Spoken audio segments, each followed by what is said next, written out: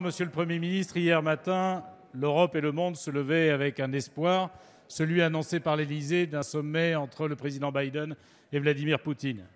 Hier soir, le monde découvrait que Vladimir Poutine avait décidé d'envahir une partie de l'Ukraine.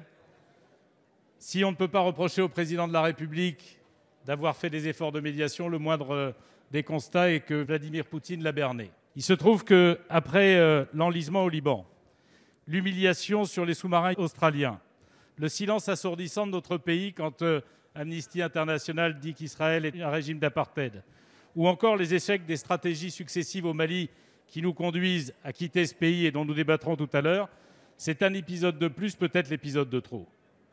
Il se trouve que Vladimir Poutine, en envahissant l'Ukraine, remet en cause à la fois les frontières qui ont été internationalement définies, l'organisation de sécurité en Europe telle qu'elle a été définie après la guerre froide, et il se permet même de remettre en cause les alliances des pays de l'OTAN, voulant dicter leurs alliances à certains des États.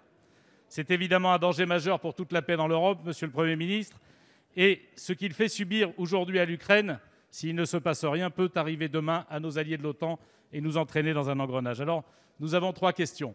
La première, c'est la nature et l'ampleur des sanctions que l'Union européenne entend engager contre la Russie pour le dissuader d'aller plus loin. La seconde, c'est de savoir pourquoi la France est un des rares pays à ne pas avoir contribué à armer l'Ukraine, contrairement à la Pologne, aux pays baltes, au Royaume-Uni ou aux USA, tant il est vrai qu'il vaut mieux parfois préparer la guerre pour permettre la paix. Enfin, face à la stratégie de permanence de tension de la Russie, ne croyez-vous pas, Monsieur le Premier ministre, qu'il est temps que nous accélérions la réalisation de la loi de programmation militaire française afin d'être prêts si un jour M. Poutine allait trop loin ?